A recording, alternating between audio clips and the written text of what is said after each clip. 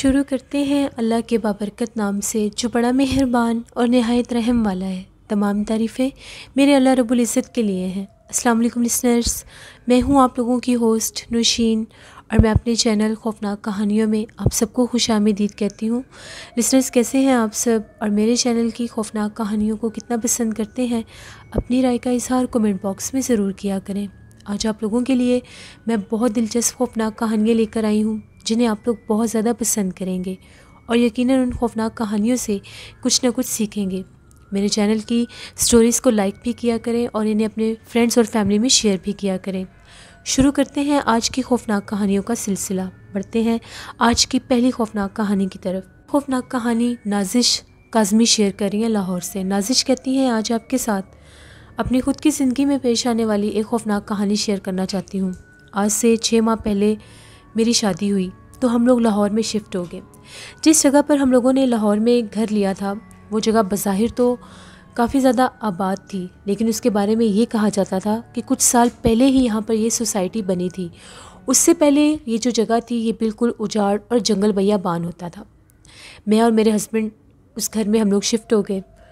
अभी कुछ दिन ही हुए थे तो मैं किचन में नाश्ता बना रही थी। एकदम से मुझे महसूस हुआ जैसे मेरे पाँव पर किसी चीज़ ने टच किया है। बाकायदा मुझे एहसास हुआ तो मैं उस ज़रा डर गई और भागती हुई बाहर आई और ये बात आकर अपने हस्बैंड को बताई कि मुझे ऐसा महसूस हुआ है मेरे पाँव पे किसी ने टच किया है। जिस पर उनका ये कहना था कि मैं काफ़ी दिनों से ये सब कुछ महसूस कर रहा हूँ।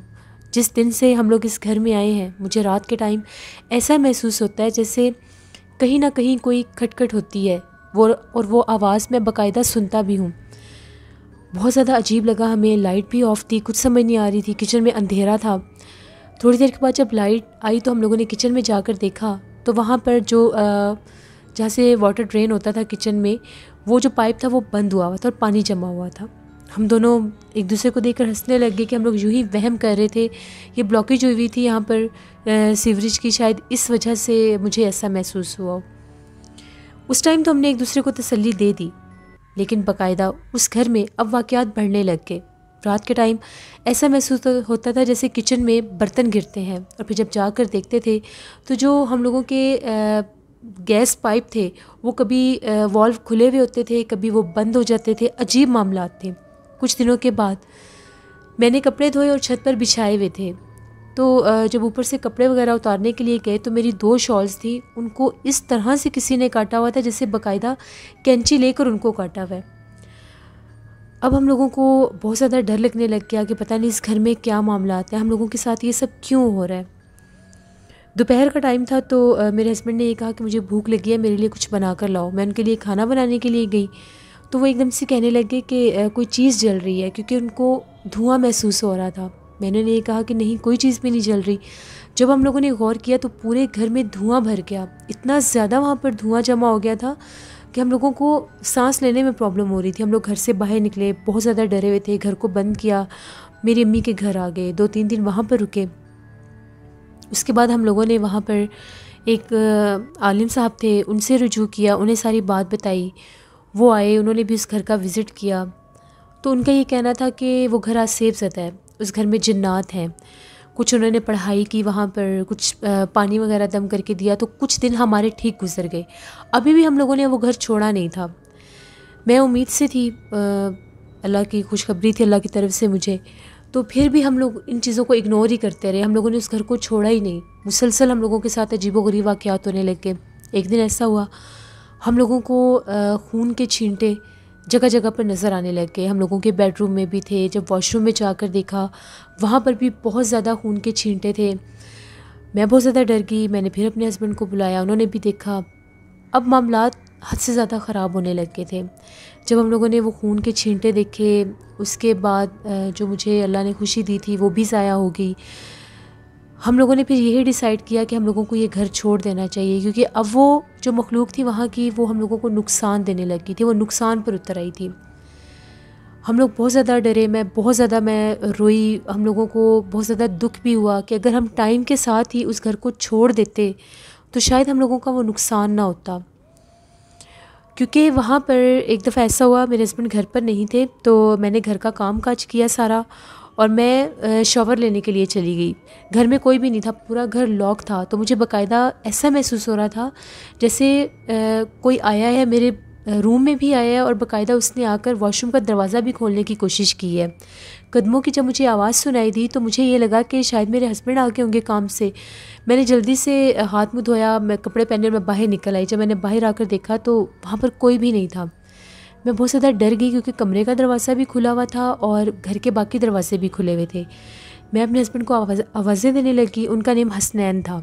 उनका नेम लेकर जब मैंने बुलाना शुरू किया तो वो थे ही नहीं और बाकायदा वहाँ पर कोई मौजूद था। मैंने फ़ौरन से उनको कॉल की और उन्हें ये कहा कि आप जिधर भी हैं जल्दी घर आएँ। कुछ मैं उस वक्त बताने की भी कंडीशन में नहीं थी, खुद मैं जाकर बाहर गेट पर खड़ी होगी। जब वो वापस आए तो मैंने उन्हें सारी बात बताई और जब मेरे साथ जाकर उन्होंने देखा तो वहाँ पर कीचड़ वाले पाँव लगे हुए थे और हैरत अंगेज़ बात यह है कि वो सिर्फ़ एक पाँव था और साइज़ में भी बहुत बड़ा पाँव था। वो जो जूते का निशान था वो मिट्टी से भरा हुआ था और वो हम लोगों के बेडरूम से लेकर वॉशरूम तक जा रहा था। बस वो सब देखने की देर थी। फिर हम लोगों ने वो घर छोड़ दिया। और आप सब लोगों से मैं यही कहना चाहूँगी कि जब कभी भी आप किसी घर में शिफ्ट हों, अगर आप लोगों को वहाँ पर जाते साथ कुछ ऐसा महसूस होने लग जाए जो सुपर नेचुरल हो, तो प्लीज़ उस जगह को फ़ौरन छोड़ दिया करें। हम लोगों की तरह इंतज़ार मत किया करें कि इंसान तब उस जगह को छोड़े जब उसका कोई नुकसान हो जाए। और आप सब लोगों से ये रिक्वेस्ट भी है कि मेरे लिए दुआ करें कि अल्लाह हम लोगों को दोबारा से औलाद की खुशी दे।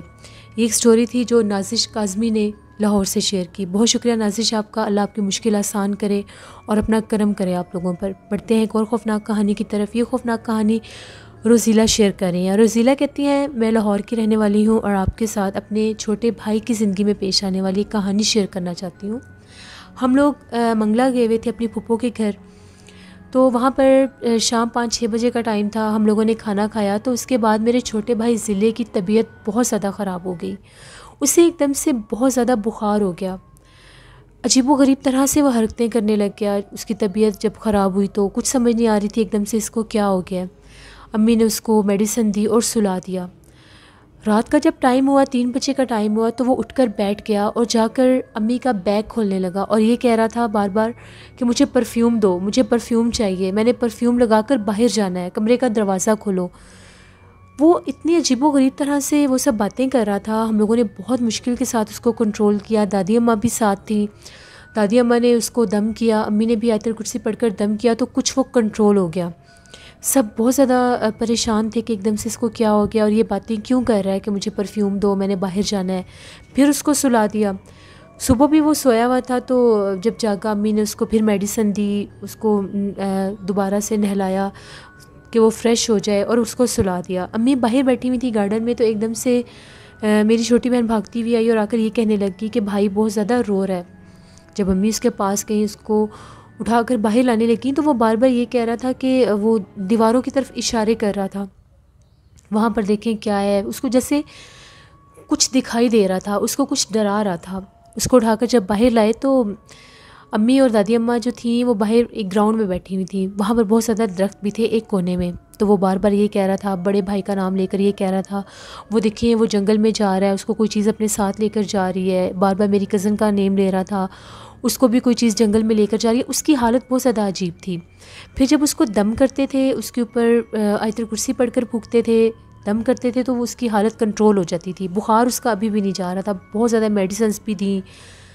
रात का जब 3 बजे का टाइम होता था उसकी वही रट होती थी, दरवाज़ा खोलो, मैंने बाहर जाना है, मुझे पैसे दे दो, मुझे परफ्यूम लगाना है। उसके ऊपर जैसे किसी गैर मरे मखलूक का असर हो गया था, क्योंकि जैसे ही उसके ऊपर दम दरूद करते थे उसकी हालत सुधरने लग जाती थी। फिर हम लोग जब वापस घर आए तो आहिस्ता आहिस्ता से उसका बुखार कम होने लग गया।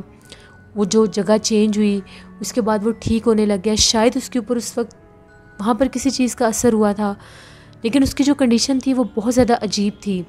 आंखें उसकी अजीब हो जाती थी जब उसके ऊपर वो कैफियत होती थी, और वो जब इशारे करता था कि वहाँ पर देखें, वहाँ पर देखें, हम लोगों को कुछ नज़र नहीं आ रहा होता था।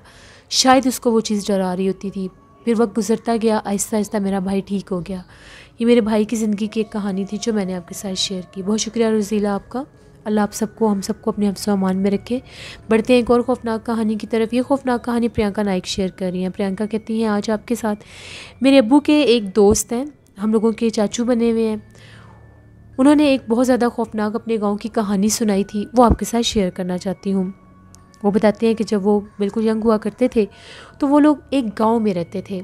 उस गांव में एक रेलवे स्टेशन भी हुआ करता था। वो गांव बहुत ज़्यादा डेवलप नहीं था, पुराने दौर का एक टिपिकल जैसे गांव होता है वैसे था। कच्चे मकान थे वहाँ पर, बिल्कुल लोगों में कोई इतना ख़ास डर खौफ नहीं होता था। रात के टाइम भी लोग एक दूसरे के घरों में आ जाया करते थे। तो वो बताते हैं कि वहाँ का जो रेलवे स्टेशन था उसके बारे में ये मशहूर था कि वो बहुत ज़्यादा आसेब ज़दा था। वहाँ पर बहुत कम ट्रेन आया करती थी, और जो वैसे जो एक्सप्रेस ट्रेन थी वो तो वहाँ पर रुकती भी नहीं थी। कभी होता था कोई लोकल ट्रेन अगर गुजरती थी तो वो कभी कभी उस स्टेशन पर रुक जाया करती थी। गांव के जितने भी बड़े बुज़ुर्ग थे वो गांव के सभी बच्चों को मना किया करते थे कि कभी भी रात के टाइम रेलवे स्टेशन की तरफ नहीं जाना, वो जगह ठीक नहीं है। एक तो वो बिल्कुल आबादी से हटकर थी, वीरानों में थी, दूसरा वो आसेब ज़दा भी थी। लेकिन बच्चों की आदत होती है, वो बड़ों की बातें कहाँ मानते हैं, वो हमेशा वही करते हैं जो उनको ठीक लगता है। चाचू बताते हैं वो और उनके 2-3 दोस्त, उन लोगों ने ये डिसाइड किया कि आज रात हम लोग स्टेशन पर जाकर देखेंगे वहाँ पर ऐसा क्या है, अगर वहाँ पर कोई भूत प्रेत हुआ तो हमें अपना आप ज़रूर ज़ाहिर करेगा। उन लोगों ने ऐसा ही किया। जैसे ही रात हुई वो चारों उस रेलवे स्टेशन की तरफ चल दिए। वहाँ पर जाकर देखा, दूर दूर तक सिर्फ सन्नाटा था, सिर्फ अंधेरा था और कुछ भी नहीं था। और वो दोनों जो चारों दोस्त थे एक दूसरे से बातें करने लगे कि यहाँ पर तो कुछ भी नहीं है, वैसे ही बातें बनी हुई हैं कि यहाँ पर कुछ है, यहाँ पर कुछ भी नहीं है। वैसे ही बड़े हम लोगों को डराते हैं कि यहाँ पर ना हो, अगर यहाँ पर कुछ होता तो हमें नज़र ना आ जाता। अभी वो लोग ये बातें कर ही रहे थे तो एकदम से उन लोगों को ऐसा महसूस हुआ जैसे कोई मर्द रो रहा है, किसी मर्द के रोने की आवाज़ आने लग गई। उन लोगों ने जब पीछे पलट कर देखा तो रेल की पटरी के बिल्कुल दरमियान में कोई शख्स बैठा हुआ था, और उसने अपना सर जो था अपने घुटनों में दिया हुआ था, और वो इस तरह से आवाज़ें निकाल रहा था जैसे वो रो रहा है। जब चाचू ने और उनके एक दो दोस्तों ने देखा तो उन लोगों का ये कहना था ये कौन है, एकदम से यहाँ पर पहले तो यहाँ पर कोई भी नहीं था, फिर ये शख्स कौन आया है, चलो ज़रा पास जाकर देखते हैं ये कौन है। हो सकता है हम लोगों को कोई डरा रहा हो, किसी ने हमें यहाँ पर आते देख लिया हो। यही अपने दिल को तसल्लियाँ देते हुए वो लोग उस शख्स की तरफ बढ़ने लग गए। जैसे उसके करीब जाकर उससे पूछने लगे कि तुम कौन हो, एकदम से लोगों को आवाज़ आई कि अपनी जान प्यारी है तो यहाँ से भाग जाओ। ये आवाज़ भी उन लोगों ने सुनी। अभी ये आवाज़ सुनने की देर थी, एकदम से वो जो शख्स रो रहा था अपने घुटनों पर सर रख के, उसने उनकी तरफ देखा। उसने जब उनकी तरफ चेहरा किया तो चाचू चीखने लग गए। वो लोग इतना शोर मचाते हुए यहाँ से भागे कि अपने घर आकर सांस लिया। घर जब आए तो बहुत ज़्यादा डरे हुए थे, और ये बात आकर उन लोगों ने अपने सभी घर वालों को भी बता दी। घर वालों ने उन्हें बहुत ज़्यादा डांटा कि तुम लोग वहाँ पर क्यों गए थे, वहाँ पर बहुत ज़्यादा आसेब और जिन्नात है, वहाँ पर मत जाया करो। फिर वो उनको किसी आमिल के पास लेकर गए, दम वगैरह करवाया, तब जाकर उनकी हालत ठीक हुई। उनके जहन से वो खौफ जाता ही नहीं था। वो बताते हैं कि वो स्टेशन आज के दौर में भी वहाँ पर मौजूद है, वो गांव भी वहाँ पर मौजूद है। वक्त के साथ साथ वहाँ पर हालात और ख़राब होने लगे। दिन के टाइम भी लोगों के साथ अजीबोगरीब मामलात होने लगे। दिन के टाइम भी लोगों को वो डरावनी मखलूक़ात नज़र आने लग गई। तो लोग दोपहर में भी वहाँ पर नहीं जाया करते थे, और जो कभी कभार कोई लोकल ट्रेन वहाँ पर आकर रुकती भी थी वो भी आना बंद हो गई, और रेलवे स्टेशन के उस रास्ते को भी बंद कर दिया गया। ये एक स्टोरी थी जो प्रियंका नाइक ने इंडिया से शेयर की। बहुत शुक्रिया प्रियंका नाइक आपका। बढ़ते हैं एक और खौफनाक कहानी की तरफ। ये खौफनाक कहानी नौमान शेयर कर रहे हैं। नौमान कहते हैं आज आपके साथ अपनी ख़ुद की ज़िंदगी में पेश आने वाली एक खौफनाक कहानी शेयर करना चाहता हूँ। हम लोग भेरा के रहने वाले हैं, और मैं आपके साथ एक ऐसी कहानी शेयर करना चाहता हूँ जिसको आज भी अगर हम याद करें तो रोंगटे खड़े हो जाते हैं। आज से 8 साल पहले की बात है। हम लोगों ने अपने घर की तामीर शुरू करवाई। हम लोगों का घर काफ़ी ज़्यादा पुराना था, तो उसको हम लोगों ने रेनोवेट करना था, कुछ उसको नया करना था। तो हम लोगों ने अपना घर गिरा कर उसकी दोबारा से उसको बनाना शुरू कर दिया। तो इस सिलसिले में कुछ टाइम के लिए हम लोगों को कोई घर रेंट पर चाहिए था। तो हम लोगों को एक पुराना सा मोहल्ला था, वहाँ पर एक घर मिला, छोटा सा घर था। हम लोगों ने वो रेंट पर ले लिया। गर्मियों के दिन थे, हम लोग वहाँ पर शिफ्ट हो गए। हम लोग खुद सारे फैमिली मेम्बर्स थे, मेरे पेरेंट्स, हम लोग भाई बहन थे। हम लोग 3 भाई थे, 3 बहनें थी हम लोगों की। हम लोग उस घर में शिफ्ट हो गए। अब मुझे अभी हम लोगों को उस घर में शिफ्ट हुए तकरीबन 3 से 4 दिन हुए थे। सारा दिन हम लोगों का उधर घर पर गुजर जाता था, तो शाम को बहुत थके हुए आते थे और आकर सो जाते थे। आज बहुत ज़्यादा गर्मी थी, मुझे नींद नहीं आ रही थी। सब घर वाले बाहर सहन में सो रहे थे। तकरीबन रात के 2 बजे का टाइम था। मुझे बहुत गर्मी लग रही थी। मैंने ये सोचा कि क्यों ना मैं जाकर आज छत पर सो जाता हूँ। मैं ऊपर गया। हम लोगों की छत पर एक चारपाई अक्सर होती थी, तो मैंने एक पिलो उठाया और छत पर सोने के लिए चला गया। जैसे ही मैंने सारी सीढ़ियाँ क्रॉस की, वो घर पुराना था, उसकी सीढ़ियाँ बहुत ज़्यादा तंग सी थीं। काफ़ी ज़्यादा अंधेरा होता था सीढ़ियों में दिन के टाइम भी, तो रात के टाइम ऊपर जाना ज़रा मुश्किल होता था। मैंने मोबाइल की टॉर्च ऑन की और मैं ऊपर चला गया। वो घर इस तरह से था कि 2 रूम नीचे थे, एक रूम सेकंड फ्लोर पर बनता था और उसके ऊपर एक और छत था। इस तरह से वो घर था। मैं तीसरे फ्लोर पर मुझे जाना था सोने के लिए। जैसे ही मैं ऊपर गया तो चारपाई जो थी, उस चारपाई के ऊपर चादर लेकर कोई लेटा हुआ था। बज़ाहिर ऐसा लग रहा था कि जैसे कोई फ़ीमेल होती है। मुझे ये लगा कि शायद मेरी कोई सिस्टर होंगी या अम्मी होंगी, उनको भी गर्मी लग रही होगी, ऊपर आकर सो गए होंगे। अब चारपाई एक थी। मुझे पहले बहुत ज़्यादा नींद भी आई हुई थी, गर्मी भी लग रही थी। मैंने कहा कि चलो ठीक है, अब ये सो रही हैं, उठाकर इनको डिस्टर्ब करने से बेहतर है कि मैं जो सेकंड फ्लोर पर रूम है वहाँ से चारपाई निकाल कर ऊपर ले आता हूँ और यहाँ पास ही बिछा लेता हूँ। वो छत ऊपर से खुला था, उसकी वो 4 दीवारी नहीं थी। मैं फ़ौरन से नीचे गया सीढ़ियों से उतर कर, और जो सेकंड फ्लोर पर जो रूम था वहाँ से मैं चारपाई निकालने लगा। मैंने दरवाज़ा खोला। जैसे मैंने दरवाज़ा खोला, कमरा बंद था, जैसे मैंने दरवाज़ा खोला मुझे बाकायदा महसूस हुआ कि सामने कोने में कोई खड़ा हुआ है। मैंने जैसे ही मोबाइल की टॉर्च उस तरफ की तो वो जो मुझे महसूस हो रहा था अक्स, वो गायब हो गया। शायद मुझे लगा मेरा वहम होगा। मैंने चारपाई निकाली बड़ी मुश्किल के साथ। वो तंग सी सीढ़ियों से मैं जैसे कैसे करके चारपाई, जैसे ऊपर चारपाई लेकर गया, चारपाई के ऊपर वो जो कोई भी सोया हुआ था वो वहाँ पर नहीं था। अब वो देखकर मैं बहुत ज़्यादा सरप्राइज़ भी हो गया और अजीबोगरीब मेरे जहन में ख्याल आने लगे कि ये कैसे मुमकिन है। अभी यहाँ पर चादर लेकर कोई लेटा हुआ था और मैं चारपाई नीचे से लेने गया हूँ, फिर वो कहाँ गया जो कोई भी था। ऊपर से मैं नीचे झांक कर देखने लग गया। जैसे मैंने 3rd फ्लोर से नीचे झांक कर देखा, बरामदे में बल्ब जल रहा होता था। मुझे बाकायदा महसूस हुआ कि जैसे हम लोगों के सहन को क्रॉस करके हम लोगों के बरामदे में कोई चल कर गया है। अब इतनी जल्दी कोई नीचे कैसे पहुंच गया, और अगर कोई नीचे जाता भी तो सेकंड फ्लोर से होकर जाता, क्योंकि वही सीढ़ियाँ थी, उस कमरे के सामने से गुजर कर नीचे जाना था। वो चारपाई मैंने वहीं पर छोड़ी, मैं भागा नीचे और मैंने आकर देखा सब घर वाले सोए हुए थे। मेरी बहनें, मेरे भाई, दोनों भाई जो थे वो कमरे में सो रहे थे, अम्मी अब्बू सब सो रहे थे। मैंने सारे कमरे छान मारे, मुझे कोई नज़र नहीं आया। सफ़ेद कलर का उसने वो चादर ली हुई थी जो ऊपर लेकर कोई सोया हुआ था। मुझे बहुत ज़्यादा डर लग रहा था। अब मुझे ये था कि मैं किसी को जगाऊं, अब किसी को मैं कैसे बताऊं, सब सो रहे हैं, पता नहीं कोई यकीन करे ना करे। मेरा दिल भी घबराने लग गया, मुझे डर बहुत ज़्यादा लग रहा था। वहीं पर मैं सहन में खड़ा तो एकदम से मेरी ऊपर नज़र पड़ी, तो ऊपर से कोई झांक कर नीचे देख रहा था। अब वो उसके झांक कर देखने की देर थी। सेकंड फ्लोर से कोई औरत झांक कर नीचे देख रही थी। मैंने शोर मचा दिया। मेरा शोर शराबा सुनकर सब जाग गए। मैंने बताया कि अभी ये सारा मामला काफ़ी देर से मेरे साथ चल रहा है, मुझे गर्मी लग रही थी, मैं ऊपर गया तो वहाँ पर कोई सो रहा था, मैंने चारपाई उठाई, ऊपर गया, फिर वो गायब होगी, फिर वो यहाँ पर चल रही थी, अब वो झांक कर ऊपर से मुझे देख रही है। अब्बू ने मुझे डांटना शुरू कर दिया, तुम थके हुए हो, तुम वहम कर रहे हो, ऐसा वैसा कुछ नहीं है, सबकी नींद ख़राब कर रहे हो, आराम से लेट जाओ। अम्मी को थोड़ा बहुत मेरी बातों पर यकीन आ रहा था। अम्मी ने मुझे तसल्ली दी, समझाया। अम्मी ने ये कहा कि सुबह बात करेंगे, परेशान मत हो तुम। चुप करवा दिया मुझे उन्होंने भी। अब वो गर्मी वगैरह तो मैं भूल गया, मुझे तो नींद भी नहीं आ रही थी। सारी रात मैंने वहाँ पर बैठ कर गुजार दी।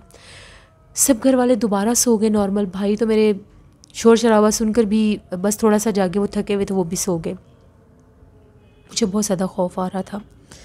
अब मैं कमरे में बैठा हुआ था, सारा घर सो रहा था, बिल्कुल सन्नाटा था।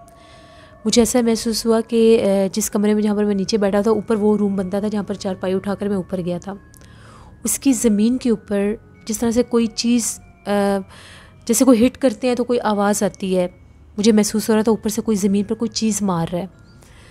मुझे तो इतना डर लग रहा था कि ना मैं सो पा रहा था, ना मैं बाहर निकल कर देख सकता था उसे, कि वो, मुझे तो पता लग गया था इस घर में कोई मखलूक है, कोई ना कोई मामला है।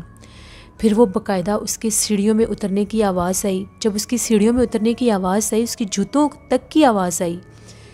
मैंने तकिए पर अपना फेस रखा और मैं डर के मारे आयतुल कुर्सी पढ़ने लग गया। मैं बहुत ज़्यादा डर गया था। फजर की अज़ान हुई, मेरे अब्बू जागे, अम्मी जागी, हम लोगों ने उन लोगों ने देखा मैं डरा हुआ था। अम्मी मेरे पास आई, आयतुल कुर्सी पढ़कर मुझे दम किया। मैंने अम्मी को सारी बात बताई। मुझे बहुत सख्त बुखार हो गया था। अम्मी को मेरी बात पर यकीन आ गया।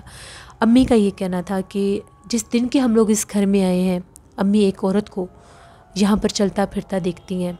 अम्मी ने ये बात मुझे खुद बताई। अम्मी ने हम लोगों को मना किया था कि ऊपर वाला जो कमरा है 2nd फ्लोर का, वहाँ पर नहीं सोना, वहाँ पर ज़्यादा जाना भी नहीं है। हम लोग वहाँ पर सोने तो नहीं चाहते थे, लेकिन वहाँ पर चारपाइयाँ थीं। लेकिन उस वक्त अम्मी ने ये बात बताई नहीं थी कि वहाँ पर क्यों नहीं सोने जाना। फिर अम्मी ने मुझे ये बताया कि जिस दिन हम लोग इस घर में शिफ्ट हुए हैं तो वो लोग सामान रख रहे थे। अम्मी कहती हैं जैसे ही मैं कुछ सामान वगैरह उठा कर 2nd फ्लोर पर जो रखा हुआ था उसको कमरे में रखने लगी, तो मैंने दरवाज़ा खोला तो वहाँ पर एक औरत बैठी हुई थी। जब अम्मी ने उसे देखा तो वो फ़ौरन से उठी और कमरे से बाहर निकली और गायब हो गई। अम्मी ने आयतुल कुर्सी पढ़ना शुरू कर दी। फिर वो बाकायदा अम्मी को ख्वाब में नज़र आई और उसने आकर ये कहा कि मैं ऊपर वाले पोर्शन का जो रूम है वहाँ पर रहती हूँ, वहाँ पर मेरा बसेरा है, वहाँ पर कोई भी तुम लोगों में से ना आए, रात के टाइम छत पर भी तुम लोगों में से कोई ना आए। अम्मी ने हमें ये तो कह दिया था कि ऊपर वाले कमरे में सोना नहीं है, लेकिन ये नहीं बताया था कि रात के टाइम ऊपर जाना भी नहीं है, शायद इसलिए कि हम लोग डर ना जाएं। वो शायद मेरा ऊपर जाना, वहाँ उस कमरे को खोलना, और वो जो कोने में मुझे खड़ी हुई नज़र आई थी वो वही थी। फिर वो बाकायदा नीचे आई, उसने अपना आप जाहिर किया क्योंकि मैं ऊपर वाले पोर्शन में चला गया था। अब तो बहुत बुरा हाल हो गया जब ये सारी बातें सुनी। मेरी बहनें भी डरने लग गई। हम लोग घर अभी बना रहे थे, अभी घर बनने में भी कुछ दिन थे, 3-4 माह तो लग जाने थे घर बनने में। वहाँ पर रहना मुश्किल हो गया।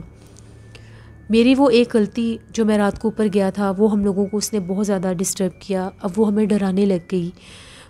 रात के टाइम अक्सर खौफनाक आवाज़ें आती थी। कभी ऐसा लगता था कोई बकरी बोल रही है और बाकायदा सीढ़ियों से नीचे उतर रही है, गायब हो जाती थी। फिर कभी ऐसा लगता था कोई बिल्ली बोल रही है, सीढ़ियों से नीचे उतरती थी, देखने लगते थे तो वो चीज़ गायब हो जाती थी। 2 से 3 दफ़ा मेरी बहन ने देखा कि किचन में एक बहन काम कर रही है तो उसके पीछे कोई औरत खड़ी है। जब वो पूछने लगती थी तो वो गायब हो जाती थी। बहुत ज़्यादा डरावना उस घर का वो सीन था। घर भी बहुत ज़्यादा पुराना था, डर भी बहुत ज़्यादा लगने लग गया। खैर हम लोगों ने 3 माह के लिए वो घर लिया था। 3 माह से पहले हम लोगों ने 15 दिन में वो घर छोड़ दिया क्योंकि अब वो हमें वहाँ पर रहने नहीं दे रही थी। महल्लेदारों ने भी ये कहा कि बेहतर आप लोग ये घर छोड़ दें, क्योंकि अगर ये एक दफ़ा अपना आप जाहिर कर दे तो ये जानी नुकसान भी दे सकती हैं। तो हम लोगों ने फिर वो घर छोड़ दिया। लेकिन वहाँ पर जो दिन गुजारे थे वो 15 दिन भी अगर आज के दिन भी याद आते हैं तो रोंगटे खड़े हो जाते हैं। मुझे तो ख़ास तौर पर जब याद आते हैं तो मैं डर जाता हूँ कि मैंने उसको बाकायदा छत पर सोए हुए देखा था और चलते फिरते देखा था। उसका चेहरा मैंने नहीं देखा, बाकायदा उसका बाकी मैंने उसको देखा है कि वो जैसे छत पर सोई हुई थी या चलते फिरते वो थी। तो ये मेरी एक कहानी थी जो मैंने आपके साथ शेयर की। बहुत शुक्रिया नौमाना आपका। लिसनर्स, ये थी आज की खौफनाक कहानी है। इन सारी स्टोरीज से आप लोगों को ये मैसेज आज मैं देना चाहूँगी कि कभी भी किसी भी जगह पर जाया करें, उस जगह को प्लीज़ चाहे वक्ती तौर पर लें, चाहे 10 दिन के लिए लें, चाहे 5 दिन के लिए लें, उसको एक दफ़ा विज़िट करवा लिया करें किसी के साथ, किसी को वहाँ पर लेकर जाया करें, कोई कुरान ख्वानी करवा लिया करें, ताकि आप लोगों को आने वाले जो नुकसान है उनसे अल्लाह आपको बचा सके, आप ख़ुद अपने आप को बचा सकें। अल्लाह ने हमें शऊर दिया है और हम लोगों को इन चीज़ों को मद्देनज़र रखना चाहिए। ये छोटी छोटी चीज़ें होती हैं जो इंसान को नुकसान पहुंचा देती हैं। नमाज़ पढ़कर अपने लिए दुआ किया करें, सबके लिए दुआ किया करें। मेरी दुआएं आप सबके साथ हैं। आप भी अपने लिए दुआ किया करें, अपने पेरेंट्स के लिए, अपने बहन भाइयों के लिए दुआ किया करें और अपना फ़ीडबैक मुझे ज़रूर दें। आप लोगों को आज की खौफनाक कहानियाँ कैसी लगी? आप लोग भी अपनी खौफनाक कहानियाँ शेयर कर सकते हैं डिस्क्रिप्शन बॉक्स में दिए गए ईमेल आईडी noshinwirk57@gmail.com पर। इसके अलावा आप लोग मुझे कमेंट बॉक्स में भी स्टोरी शेयर कर सकते हैं। इंशाल्लाह कल आप लोगों के साथ फिर मुलाकात होगी किसी नई खौफनाक कहानी में। अपना बहुत सा ख्याल रखिएगा, जहाँ रहें खुश रहें। Thank you for watching, stay blessed. अल्लाह निगहबान।